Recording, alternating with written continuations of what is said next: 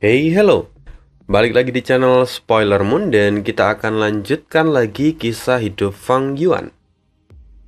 Di part sebelumnya, ketentraman Fang Yuan akhirnya terganggu.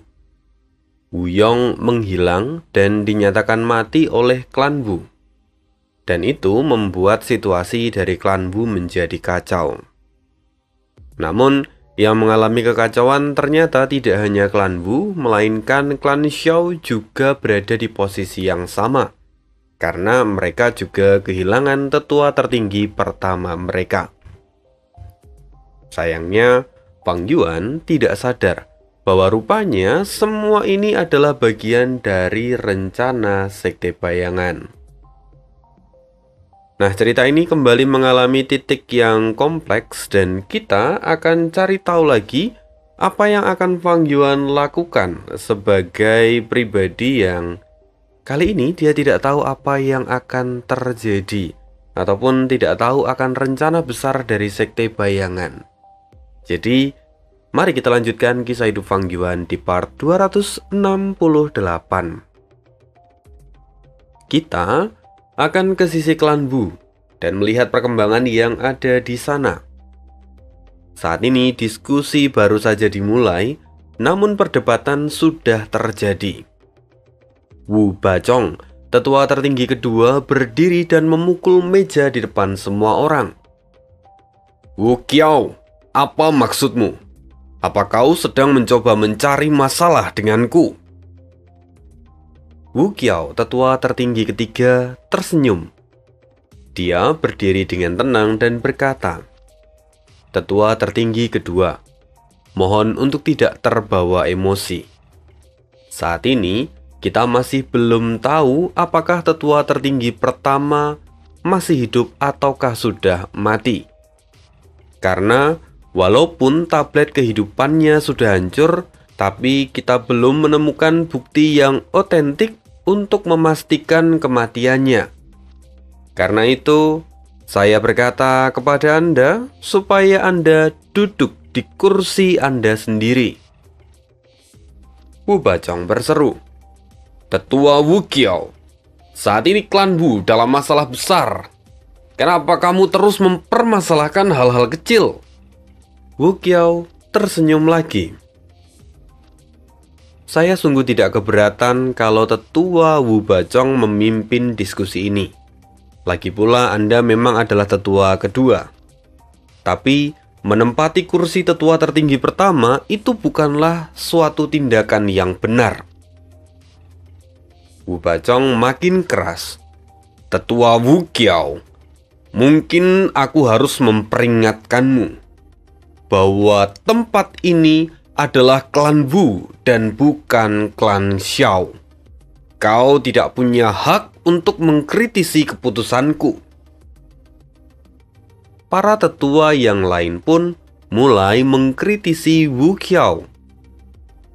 Meskipun Wu Qiao adalah tetua tertinggi ketiga dari klan Wu, namun sebenarnya dia adalah tetua eksternal yang berasal dari klan Xiao. Posisinya sendiri ia dapatkan karena hubungan baik antara klan Wu dan klan Xiao.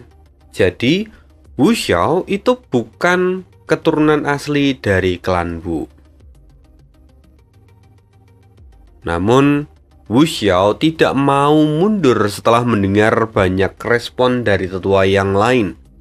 Dia kembali bicara, "Tetua tertinggi kedua, jika Anda membicarakan tentang hak, maka seharusnya Tuan Wu Yihai adalah orang yang akan menempati posisi tetua tertinggi pertama. Anda tidak memiliki hak untuk mengambil posisi tetua tertinggi pertama. Karena dasar dari kita adalah klan. Kita bukanlah sekte di benua tengah." Mendengar itu, seketika aula pun menjadi hening. Semua orang menyadari cacat logika yang terjadi di sana. Bagaimanapun, Wu Yihai adalah putra mahkota. Dialah yang seharusnya menjadi pemimpin dari klan Wu saat ini. Oleh karena itu, para tetua yang lain kini mulai mempertanyakan, di mana Wu Yihai berada? Lalu seorang tetua bertanya, mengapa Tuan Muda Wu Yihai tidak datang di sini? Tetua Wu Bacong, apakah Anda menghubunginya? Wu Bacong pun terdiam sejenak. Dia melihat ekspresi semua orang kini tampak tidak senang. Lalu, dia tampak menghela nafas panjang dan bergumam dalam hati, "Aku tidak berhasil." Rupanya Wu Bacong memang punya niat untuk mengambil posisi dari tetua tertinggi pertama klan Wu. Oleh karena itu dia melakukan semua ini. Namun, setelah niatnya digagalkan, Wu Bacong berkata dengan raut wajah menyesal, "Maafkan aku. Aku terburu-buru dan khawatir tentang kondisi dari klan. Tetua Xiao benar. Seharusnya Tuan Muda Wu Yihai yang memimpin kita. Oleh karena itu kita akan menyambut kedatangannya." Begitu Wu Bacong mengatakan ini, semua orang yang ada di sana tampak terkejut dan menyadari ambisi dari Wu Bacong. Kemudian, diskusi yang ada di sana pun kembali mengarah ke Fang Yuan. Mereka akan menunggu keputusan Fang Yuan selaku tetua tertinggi pertama pengganti dari Wu Yong. Kemudian, tidak lama setelah itu, Qiao Xiliu yang berada di dalam formasi super mendapatkan berita dari Wu Qiao. Qiao Xiliu tampak gembira. "Luar biasa, bahkan meski kita tidak kembali, kamu tetap menjadi tetua tertinggi pertama dari klan Wu." Qiao Xiliu mengatakan segalanya pada Fang Yuan. Sementara itu, Fang Yuan yang mendengarnya tampak masam. Pada awalnya dia berniat menunda kepulangan mereka agar Wu Bacong mengambil posisi tetua tertinggi pertama. Namun rupanya semua orang di sana setuju untuk menempatkan Fang Yuan sebagai tetua tertinggi pertama. Tentu ini sangat merepotkan. Fang Yuan akan kehilangan kesempatan untuk mengeksplorasi alam mimpi lagi. Situasinya benar-benar buruk, gumam Fang Yuan dalam hati sambil menghela nafas panjang. Sementara itu, Qiao Xiliu yang mendengar gumaman Fang Yuan tampak linglung dan bertanya, "Apa yang buruk?" Fang Yuan tidak menjawabnya. Dia kini tampak mondar-mandir sambil menggunakan metode dari jalur kebijaksanaan untuk mempercepat proses berpikirnya. Saat ini, situasi dari klan Wu sangat kompleks. Wu Yong hilang, dan semuanya terasa seperti diselimuti oleh kabut misteri. Fang Yuan benar-benar tidak punya pilihan dan merasa tidak berdaya. "Apa yang harus kulakukan?" tanya Fang Yuan dalam hatinya. Bisakah aku memanfaatkan situasi ini?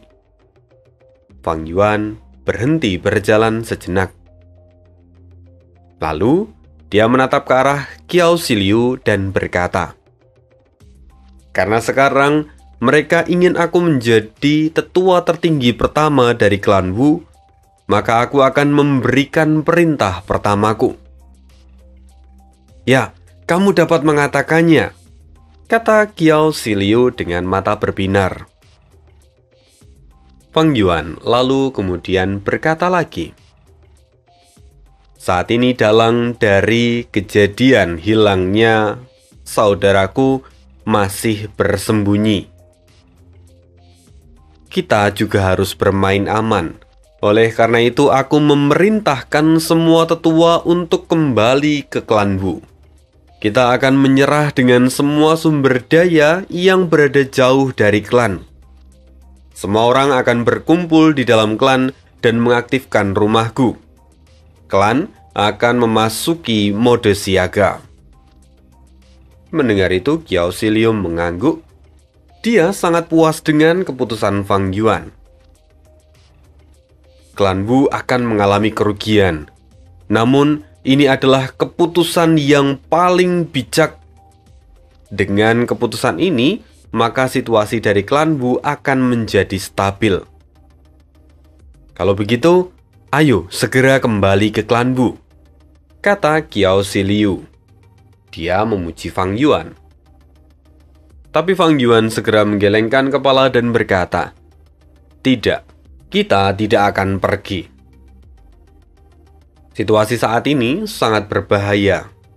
Bahkan kakakku disergap dan hilang kabar. Kita berdua hanyalah ahli peringkat 7.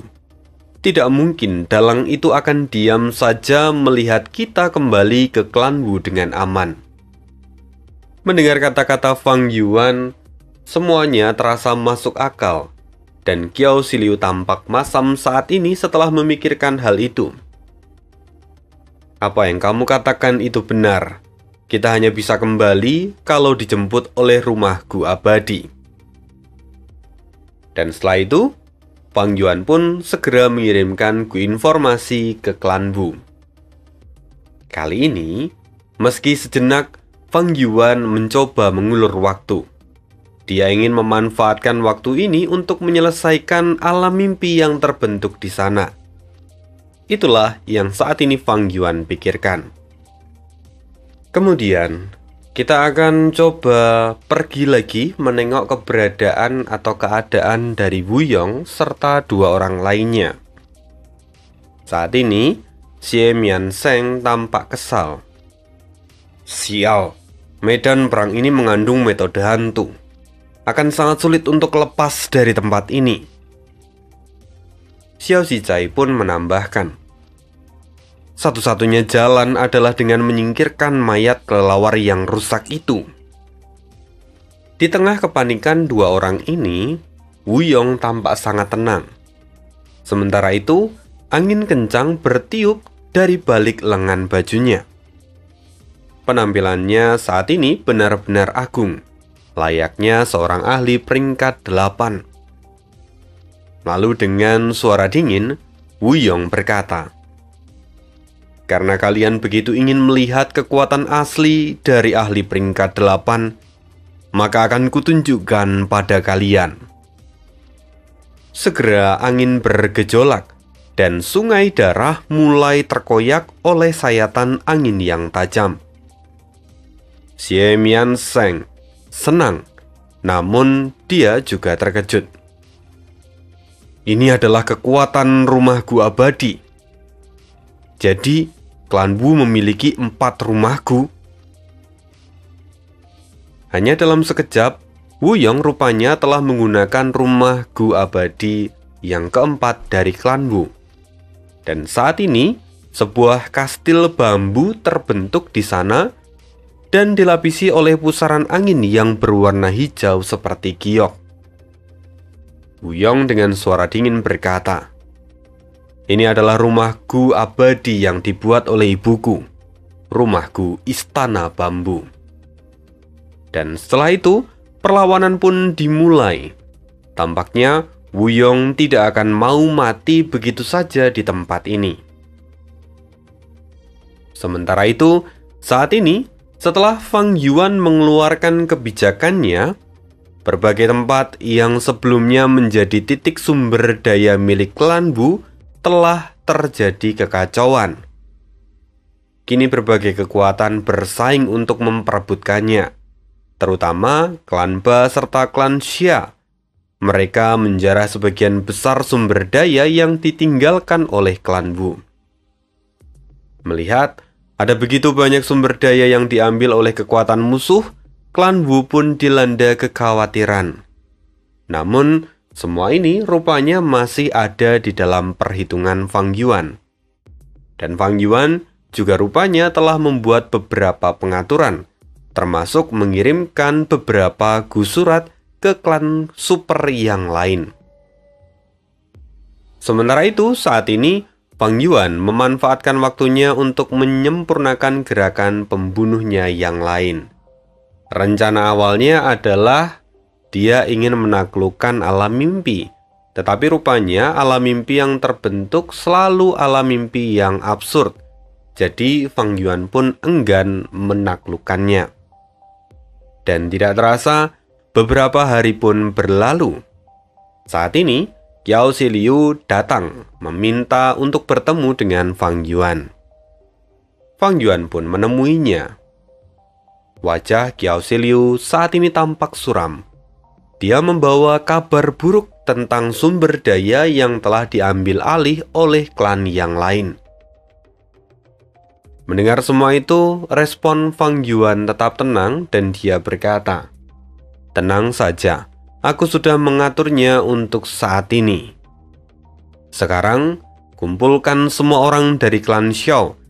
Kita akan segera pergi setelah rumahku dari klan Wu datang." "Semuanya? Lantas bagaimana dengan formasi ini?" tanya Qiao Ziliu. Dan Fang Yuan dengan tegas menjawab, "Kita akan menyerah untuk saat ini." "Lantas bagaimana dengan semua Gu Immortal yang ada di dalam formasi ini?" Fang Yuan menjawab, "Tentu kita akan membawa mereka. Karena kalau kita biarkan, maka orang lain akan mencoba memperbaiki Gu itu secara paksa. Tenang saja, aku bisa membuat pengaturan dan mengambil semua Gu itu. Lagi pula pencapaianku di jalur formasi tidak terlalu rendah," kata Fang Yuan dengan tenang. Bagaimanapun, saat ini pencapaian Fang Yuan ada di tingkat Grandmaster untuk jalur formasi. Dia bahkan tidak lebih rendah daripada Jisang. Tentu, Fang Yuan juga bisa melakukan beberapa hal pada formasi super itu. Apalagi Fang Yuan juga sudah tinggal di sana untuk waktu yang lama.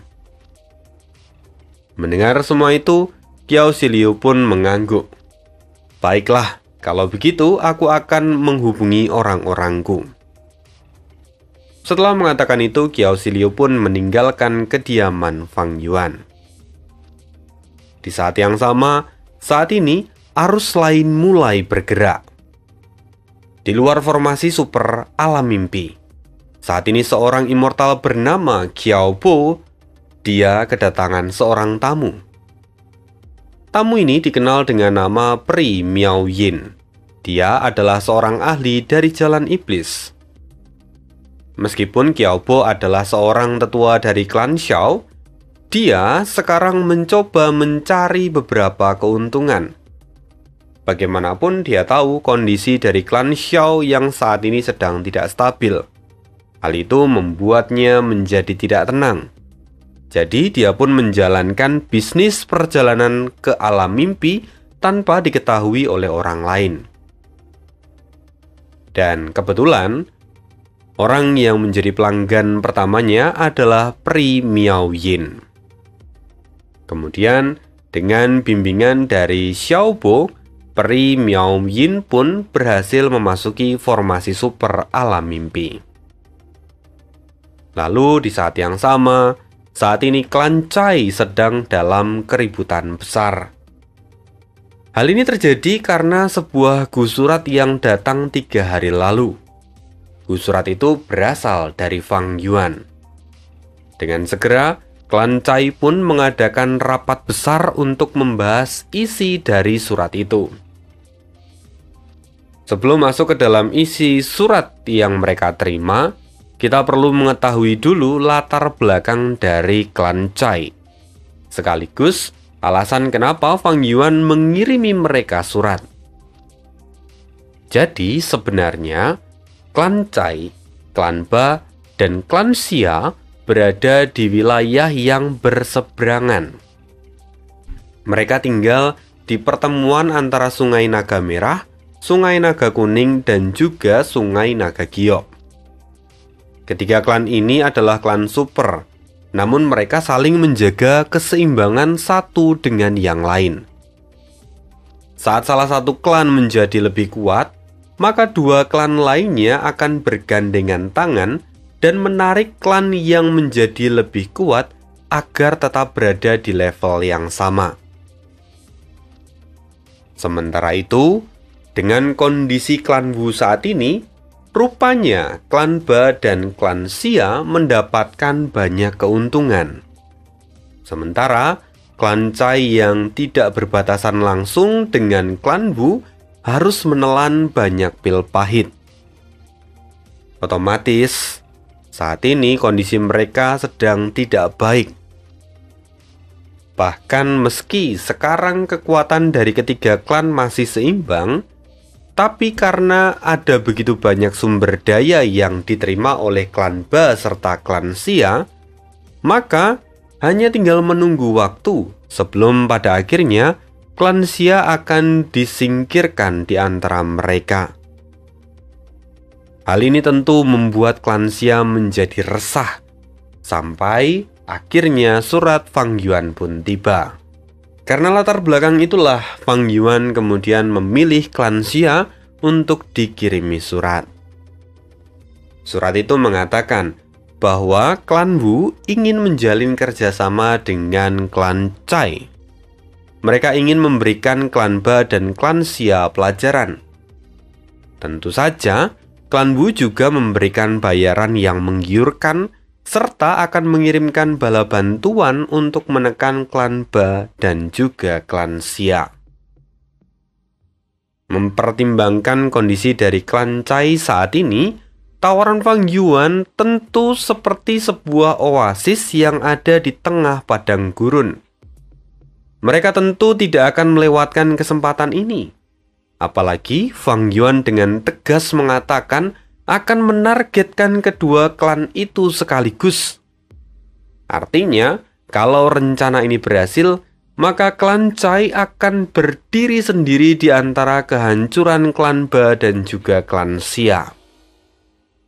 Dan dengan begitu, maka klan Cai akan menguasai wilayah itu seorang diri. Setelah sejarah panjang di antara ketiga klan yang selalu menjaga keseimbangan, ini adalah momen yang paling dinantikan oleh klan Cai. Momen di mana mereka bisa menjadi klan yang berdiri terakhir di antara kedua klan yang lain. Dengan segala pertimbangan, para tetua klan Cai pun sepakat dan menyetujui permintaan Fang Yuan. Kemudian di saat yang sama, hal yang serupa pun terjadi di klan Qi. Setelah membangun hubungan persahabatan dengan Qisang, Fang Yuan juga menawarkan beberapa keuntungan pada klan Qi supaya mereka mau mengurus klan Yang. Atas pertimbangan dari tetua tertinggi pertama klan Qi, mereka pun akhirnya memutuskan untuk membantu klan Wu. Lalu, klan Cai serta klan Qi mendeklarasikan keberpihakan mereka pada klan Wu. Dan dengan begini, keadaan dari klan Wu yang sebelumnya berada di ujung tanduk dalam sekejap menjadi stabil. Hal ini juga membuat para tetua dari klan Wu bersorak kegirangan. Sementara itu, Fang Yuan sendiri tampak puas setelah mendengar berita persetujuan dari kedua klan super itu. Dia berkata, "Tampaknya keterampilanku belum banyak jatuh." Fang Yuan dulu adalah seorang pemimpin dari organisasi yang dapat berkembang dengan pesat ketika perang besar terjadi. Dan ketika itu batas antar wilayah pun hilang. Jadi semua orang menjadi musuh dan juga sekutu. Selama memimpin organisasi itu juga, Fang Yuan mengasah kemampuannya dalam memimpin serta mengamati kelebihan dan juga kekurangan dari musuh. Berdasarkan pengamatan yang begitu mendalam, Fang Yuan pun berhasil melakukan negosiasi dan bahkan bertahan untuk waktu yang lama. Saat ini, Fang Yuan menerapkan semua ilmu yang ia miliki. Dan lihat saja sekarang, semua berjalan seperti yang sudah Fang Yuan rencanakan. Ini menjadi sebuah kegembiraan untuk Fang Yuan. Ditambah lagi, tidak lama setelah itu Fang Yuan menerima kabar kalau rumah Gu dari klan Wu sudah hampir tiba. Kira-kira 1 hari lagi. Fang Yuan bergumam, "Sepertinya aku memang harus meninggalkan tempat ini untuk sekarang." Sejujurnya, Fang Yuan enggan untuk meninggalkan formasi super itu. Terlebih, formasi super itu memberikan begitu banyak keuntungan baginya. Maka tidak heran kalau Fang Yuan itu mencoba mengulur waktu. Sayangnya, meski dia sudah mengulur waktu, ternyata dia tidak menerima banyak keuntungan dari alam mimpi yang terbentuk. Karena sekali lagi, setiap kali alam mimpi yang terbentuk, yang muncul adalah alam mimpi yang absurd. Sehingga Fang Yuan pun tidak menjelajahinya. Sekarang, situasi sangat mendesak. Fang Yuan tidak bisa mengulur waktu lagi. Dan kemudian, Fang Yuan memutuskan akan segera meninggalkan formasi super alam mimpi yang ada di sana. Tapi, sekali lagi arus bawah kembali bergerak. Saat ini, Bai itu mencoba menemui Fang Yuan. Jadi Wu An menyampaikan permintaan Bai itu pada Fang Yuan. Sayangnya Fang Yuan berkata, "Aku tidak punya waktu sekarang. Minta dia pergi." Mendengar itu, Wu An pun langsung keluar dan menemui Bai itu lagi. Bagi Fang Yuan, Bai itu hanyalah bidak catur. Karena itu, dia tidak berniat membawanya pergi. Apalagi kalau membawa Bai itu hanya akan membawa kerugian di masa depan. Sayang sekali, sampai sekarang aku masih belum menemukan mimpi yang realistis. Andai saja aku berada di area klan Xiao. Saat ini dikatakan bahwa mereka menghadapi mimpi yang realistis. Sayang sekali. Wajah Fang Yuan tampak masam. Dia sejujurnya sangat ingin pergi ke wilayah klan Xiao, tapi dia juga tidak mau melakukannya. Karena kalau teknik Fang Yuan untuk menyelesaikan alam mimpi sampai terekspos, maka itu hanya akan menjadi masalah di kemudian hari. Lalu saat ini, di area klan Xiao, rupanya saat ini Peri Miao Yin bersama dengan Xiao Bo. Xiao Bo berkata, "Terima kasih atas kunjungan Anda. Klan Xiao kami akan sangat bersyukur kalau Peri Miao Ming mau menjual beberapa material dari jalur mimpi." Xiao Bo bersikap dengan sangat sopan. Namun, Peri Miao Yin tersenyum dan berkata, "Aku rasa tidak akan ada perdagangan lagi di antara kita." Mendengar itu, Xiao Bo tampak linglung. Dia tidak tahu maksud dari perkataan Peri Miao Yin. Namun tiba-tiba tubuhnya bergetar. Bola matanya menyusut. Xiao Bo melihat ke bawah dan saat ini rupanya sebuah tangan telah menembus dadanya. Jantungnya masih terlihat berdetak di dalam genggaman sebuah tangan.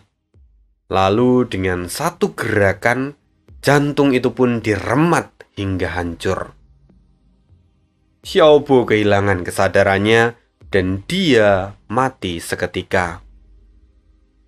Sementara itu, Peri Miao Yin hanya melihat Xiao Bo dengan tatapan jijik. Bukan dia pelakunya, karena ada orang lain yang telah membunuh Xiao Bo. Dia kini berdiri dengan tatapan dingin. Parasnya adalah seorang wanita, namun memiliki 2 tanduk di kepalanya. Hanya satu orang yang punya karakteristik seperti ini. Tentu saja, dia adalah Bai Ningbing. Waktunya pesta dimulai. Setelah itu sosok immortal yang lain keluar. Dan immortal yang mengatakan itu adalah He Loulan. Kekacauan pun terjadi. Tapi sebelum itu kembali ke sisi klan Wu. Di sana, Wuan menemui Baitu. Dia menyampaikan pesan dari Fang Yuan, dan itu membuat Baitu panik. Tuan Wu Yihai benar-benar tidak mau bertemu denganku? Ya, begitulah. Sekarang kamu bisa pergi. Mungkin di lain hari, beliau mau menemuimu. Lagi pula, kalau kamu mengolah bisnis perjalanan ke alam mimpi dengan baik, pasti Tuan Wu Yihai akan sangat menghargaimu. Jadi, lakukan dengan baik tugasmu, kata Wuan dengan acuh tak acuh. Dan setelah mengatakan itu, Wuan berbalik dan berjalan menjauhi Baitu. Mengolah bisnis dengan baik?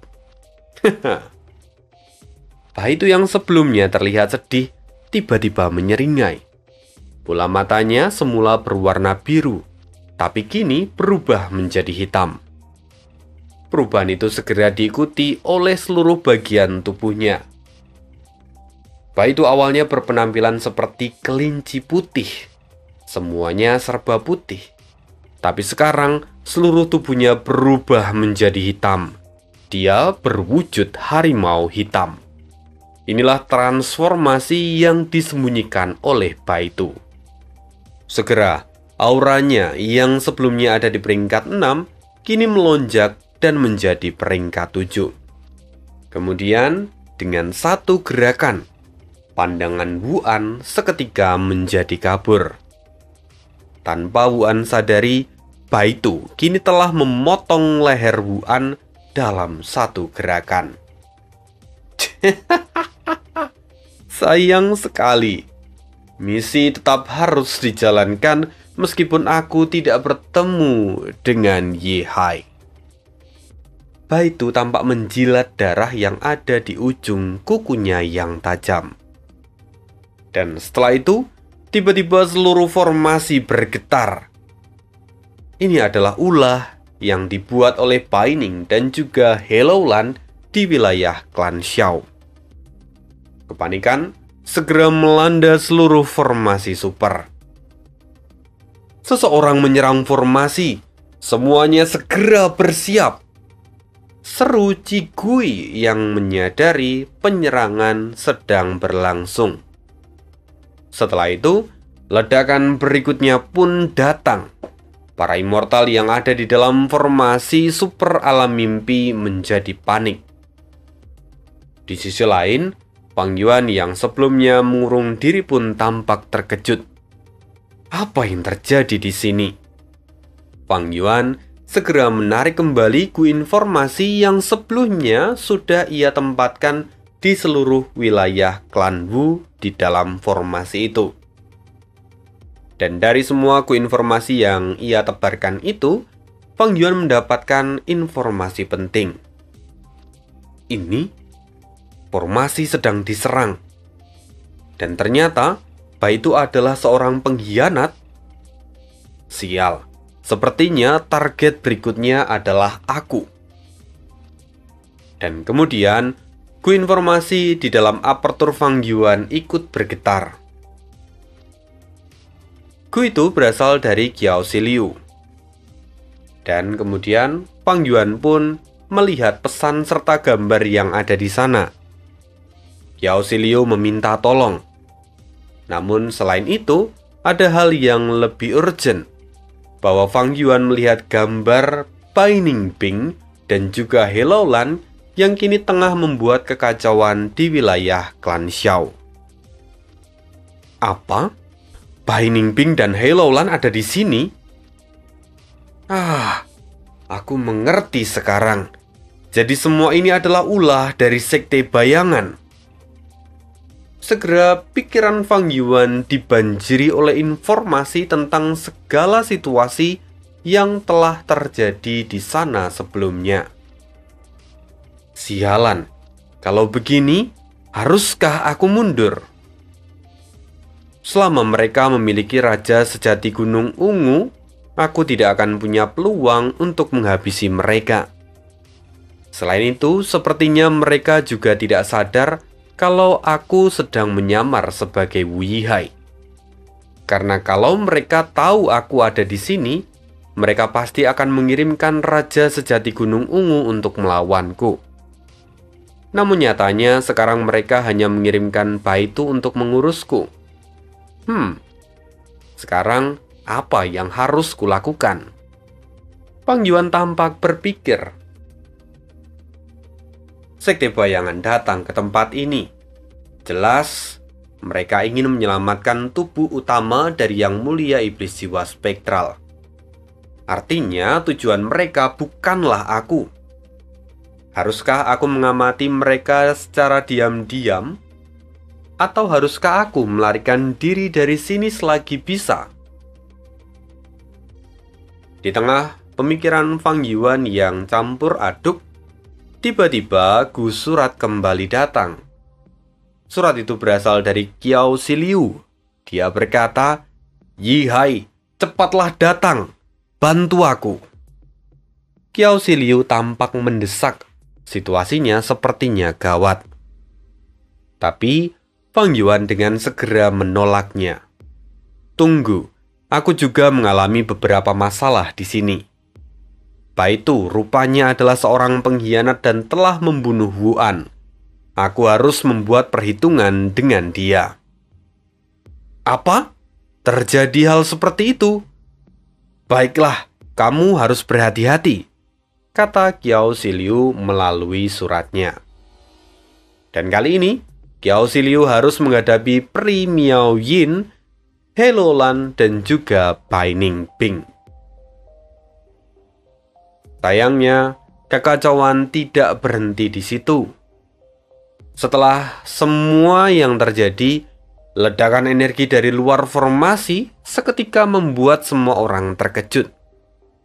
"Tunggu, ini adalah aura peringkat 8, seru para immortal yang merasakannya. Sementara itu, Fang Yuan juga merasakan hal yang sama. Apakah ini aura dari Raja Sejati Gunung Ungu? Fang Yuan mengerutkan keningnya, tapi setelah itu dia menyadari, tidak, ini bukan aura dari seorang immortal. Ini adalah aura dari binatang buas abadi. Mengapa aura ini terasa familiar? Boom! Saat Fang Yuan tengah berpikir, tiba-tiba ledakan besar menghantam formasi itu. Getarannya bahkan menghancurkan seluruh bangunan yang ada di dalam formasi. Dan saat ini, lapisan keempat telah hancur. Jadi, formasi super alam mimpi ini memiliki 4 lapisan pertahanan. Setelah serangan besar baru saja, lapisan keempat akhirnya hancur. Sehingga yang tersisa hanya tinggal 3 lapisan. Sementara itu saat ini, Fang Yuan akhirnya keluar dari dalam puing-puing bangunan. Dia tidak terluka sedikit pun. Lagi pula dia adalah seorang ahli peringkat 7. Wajar kalau dia tidak terluka meskipun telah tertimbun oleh bangunan. Dan setelah itu, Fang Yuan pun keluar. Dia melihat ke atas. Dia akhirnya menyadari bahwa di sana ada sosok binatang buas raksasa yang ukurannya hingga 30 meter. Tubuhnya hitam legam. Hampir semuanya tidak ada warna lain.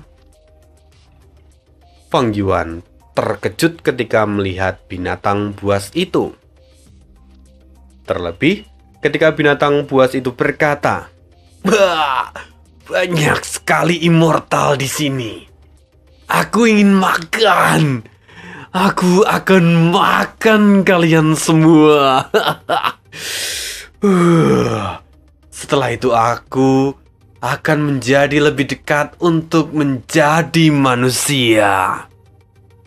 Seluruh wajah immortal yang ada di sana tampak pucat. Itu.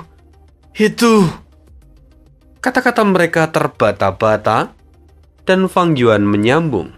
Suo Ye Hui. Rupanya, sosok besar itu adalah Suo Ye Hui, binatang buas abadi peringkat 8. Sosoknya persis sama seperti yang ada di dalam ranah mimpi Fang Yuan. Fang Yuan sungguh tidak menyangka kalau Zuo Yehui akan muncul di hadapannya. Sementara itu, Qi Gui, dia tampak menyemangati orang-orang yang lain. Kita harus bertahan. Selama kita bisa mempertahankan formasi ini, maka Zuo Yehui tidak akan bisa masuk dengan mudah. Semuanya segera kembali ke posisi masing-masing. Para immortal tentu sangat takut. Apalagi mereka tentu pernah mendengar bahwa Zuo Yehui adalah lambang malapetaka. Setiap kedatangannya akan mengakibatkan kematian yang tak terhitung jumlahnya. Oleh karena itu, dengan seluruh kekuatan yang tersisa, mereka pun segera mengikuti perintah Qi Gui. Fang Yuan tidak terkecuali. Dia pun mengikuti instruksi itu. Lagi pula saat ini Fang Yuan sedang menyamar sebagai Wu Yihai. Jadi dia tidak boleh memancing kecurigaan. Kini semua orang tampak sibuk. Dan di sisi lain, Bai Ning serta He Laolan, mereka masih tampak mencoba menghancurkan penghalang lapisan ketiga. Sayangnya, ini bukanlah tugas yang mudah. Mereka terlihat kewalahan. Sialan, lapisan pertahanan ini benar-benar sulit untuk dihancurkan, kata Bai Ningbing yang tampak kesal. Lalu kemudian sebuah suara terdengar menenangkan Bai Ning. Tenanglah, tidak perlu khawatir. Sekarang kita akan mundur sejenak. Suara itu tidak lain adalah suara dari Ying Wuxie. Dan mendengar perkataan itu, baik Bai Ningbing, He Laolan, ataupun Pri Miao Yin ikut mundur bersama dengan Ying Wuxie. Lalu kemudian, Zuo Yehui meraung. Dia membuka mulutnya dan energi mulai berkumpul di langit. Semuanya terlihat gelap. Kemudian, kegelapan itu jatuh seperti meteor dan menghantam formasi super alam mimpi. Getarannya benar-benar hebat dan kembali mengguncang formasi super itu. Lalu lapisan pertahanan ketiga pun akhirnya retak dan hancur. Kekuatan Zuo Yehui memang luar biasa. Siapapun yang melihatnya pasti merasa ngeri. Para immortal yang ada di dalam formasi pun seakan kehilangan harapan. Tapi Qi Gui berteriak dengan suara lantang. Ini adalah gerakan pembunuh abadi milik Zuo Yehui. Serangan ini memang kuat. Tapi perhatikan dia sekarang. Zuo Yehui kelelahan. Sepertinya rumor yang mengatakan kalau Zuo Yehui terluka itu benar. Kalau begitu, ini adalah kesempatan kita. Kita harus bersatu dan melawannya kalau kita ingin selamat. Orang-orang tentu tampak ragu. Namun kalau ini adalah kesempatan terakhir mereka, maka mereka harus melakukan yang terbaik. Sayangnya rencana dari Sekte Bayangan belum berakhir. Ying Wuxie yang tadi mundur, kini kembali maju dan berseru. Siapapun yang berhasil menghancurkan formasi ini akan mendapatkan hadiah yang tak terhitung jumlahnya. Saat ini, rupanya para immortal dari Jalan Iblis telah bersembunyi di sekitar sana. Mereka mulai bermunculan dan mereka mengikuti instruksi dari Ying Wuxie. Mereka mulai menyerang formasi super alam mimpi.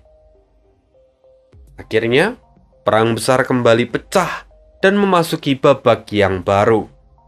Jalan kebenaran kembali bertemu dengan Jalan Iblis. Fang Yuan yang ada di dalam formasi pun ikut bertahan bersama dengan para ahli dari Jalan Kebenaran. Walaupun tentu saja semua itu hanya ada di permukaan. Sesungguhnya di dalam hati, Fang Yuan selalu menganalisis keadaan yang ada di sana. Dia pasti akan mencari peluang dan memperoleh keuntungan untuk dirinya sendiri. Sekian dulu kisah hidup Fang Yuan. Kekacauan akan kita lanjutkan lagi di part berikutnya. Terima kasih, see you again in next video, dan bye!